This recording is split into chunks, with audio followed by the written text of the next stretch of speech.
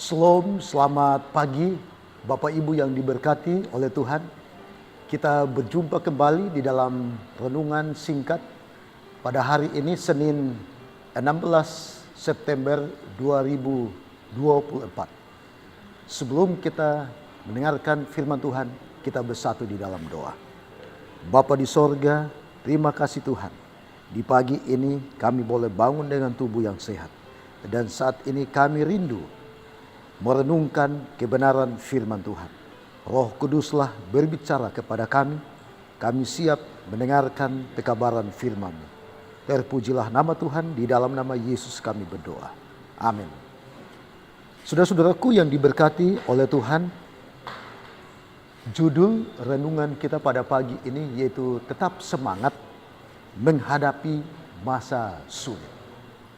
Saudara-saudara yang diberkati oleh Tuhan, di dalam tulisan Nabi Musa, di dalam Kejadian pasal 41 ayat 52, firman Tuhan berkata, "Dan kepada anaknya yang kedua diberi namanya Efraim, sebab katanya, Allah membuat aku mendapat anak dalam negeri kesengsaraanku."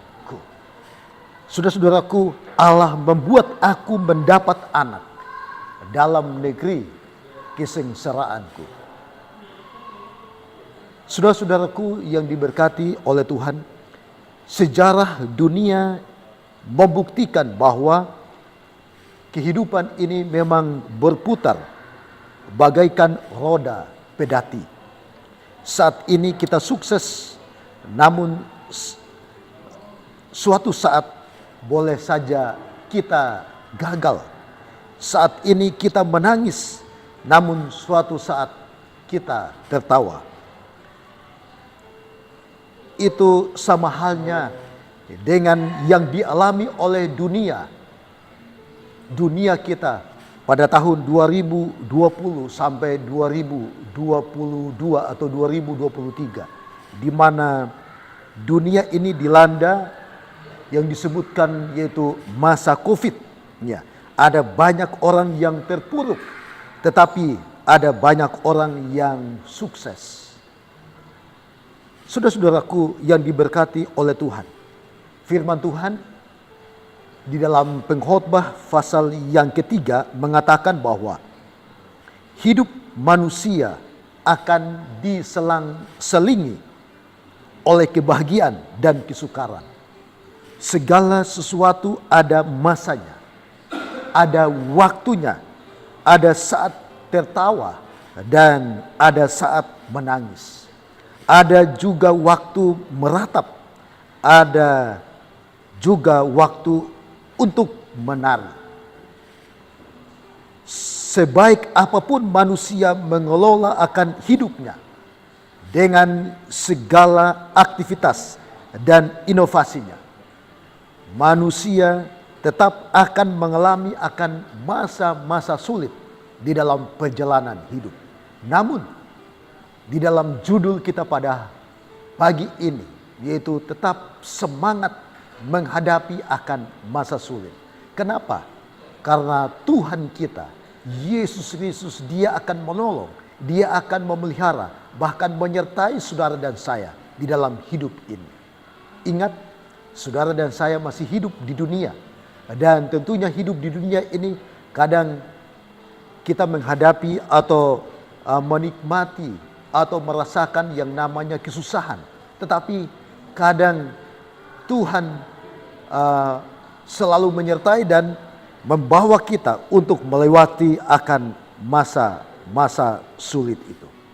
Saudara-saudaraku, tak jarang manusia selalu berpikir atau melihat krisis itu dari hal-hal yang menghancurkan atau hal-hal yang mengancam akan kehidupan manusia. Ingat kisah daripada Yusuf ketika kita bisa pastikan bahwa masa krisis tidak selalu menghancurkannya. Bahkan di masa krisis itu adalah ujian, Dan Yusuf tetap setia kepada Allahnya, sehingga di balik daripada masa krisis itu Tuhan memberikan akan kecerahan di dalam hidupnya. Bahkan Tuhan melindungi, bahkan memberikan akan kesuksesan bagi Yusuf. Yusuf yang menderita dan hina karena diberi perilaku buruk oleh abang-abangnya, oleh saudara-saudaranya. Dan dia bagaikan keluar dari lubang pembuangan kepada posisi penting di istana. Yusuf dia tetap semangat menghadapi akan masa sulit di dalam hidupnya. Dan Tuhan memberikan akan sukacita, kebahagiaan, kesuksesan. Bahkan Tuhan menempatkan akan Yusuf ditawan untuk memelihara akan keluarganya dan menjadi saksi bagi banyak orang.